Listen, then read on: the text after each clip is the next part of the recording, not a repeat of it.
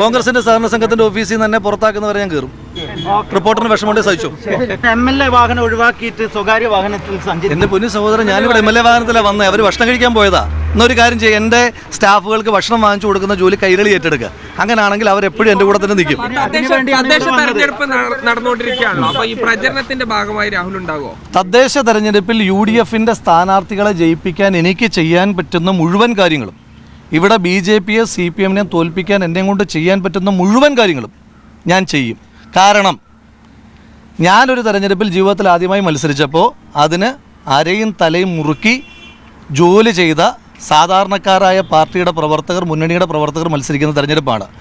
ഞാൻ ഏതെങ്കിലും ഒരു സ്ഥാനാർത്ഥിക്ക് വേണ്ടി പ്രവർത്തിക്കണമെന്ന് ആ സ്ഥാനാർത്ഥി പറഞ്ഞാൽ ആ സ്ഥാനാർത്ഥിയുടെ വാർഡിൽ പോയി ഒരു വീട് പോലും ഒഴിയാതെ എല്ലാ വീടും കയറും. സ്വാഭാവികമായിട്ട് പാർട്ടി ചുമതല ഉണ്ടാവില്ല. പക്ഷേ എങ്കിലും പാർട്ടി ചുമതല ഉണ്ടെങ്കിലും ഇല്ലെങ്കിലും ഐക്യ ജനാധിപത്യ മുന്നണി സ്ഥാനാർത്ഥികളുടെ വിജയത്തിന് വേണ്ടി, അത് കാസർഗോഡ് മുതൽ തിരുവനന്തപുരം വരെയുള്ള ഐക്യ ജനാധിപത്യ മുന്നണി സ്ഥാനാർത്ഥികളുടെ വിജയത്തിന് വേണ്ടിയും CPM BJP മുന്നണിയെ തോൽപ്പിക്കാൻ വേണ്ടിയും എൻ്റെ ഒരു വാക്ക്, എൻ്റെ ഒരു നോട്ടം, എൻ്റെ ഒരു ചലനം കൊണ്ട് എന്തെല്ലാം ചെയ്യാൻ പറ്റുമോ അതെല്ലാം ചെയ്യും.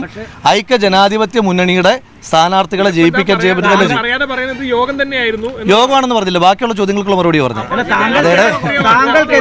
അത് ന്യൂസ് മലയാളത്തിന് എന്തെങ്കിലും തിരികെ കയറ്റാനുണ്ടെങ്കിൽ അത് വേറെ ചെയ്ത്, അത് വേറെ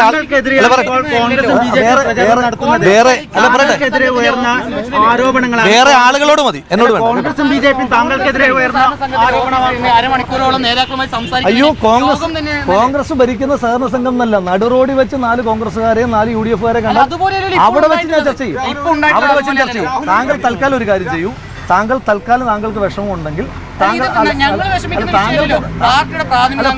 അത് പാർട്ടിയുടെ പ്രാഥമിക അംഗത്വത്തിൽ സസ്പെൻഡ് ചെയ്യപ്പെടുമ്പോൾ എന്തെല്ലാം ചെയ്യണം, എന്തെല്ലാം ചെയ്യണ്ടെന്നൊക്കെ പാർട്ടിക്കും അറിയാം, എനിക്കും അറിയാം.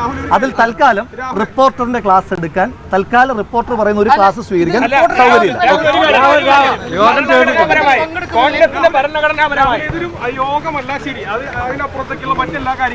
എന്റെ വണ്ടിയുടെ പ്രകാശേട്ടന് വേണ്ടി താങ്കൾ പിന്നെ MLA വാഹനം ഒഴിവാക്കിയിട്ട് സ്വകാര്യ വാഹനത്തിൽ സഞ്ചരിച്ചു. എന്റെ പൊന്നു സഹോദരൻ, ഞാനിവിടെ MLA വാഹനത്തിലാണ് വന്നത്. അവർ ഭക്ഷണം കഴിക്കാൻ പോയതാ. എന്നൊരു കാര്യം ചെയ്യും, എന്റെ സ്റ്റാഫുകൾക്ക് ഭക്ഷണം വാങ്ങിച്ചു കൊടുക്കുന്ന ജോലി കൈരളി ഏറ്റെടുക്കുക. അങ്ങനെയാണെങ്കിൽ അവരെപ്പോഴും എന്റെ കൂടെ തന്നെ നിൽക്കും.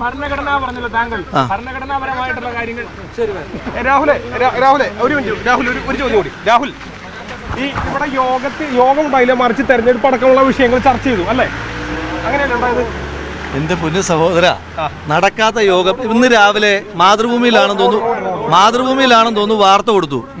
എന്താ, MLA ഓഫീസിൽ ഗ്രൂപ്പ് യോഗം ചേർന്നു.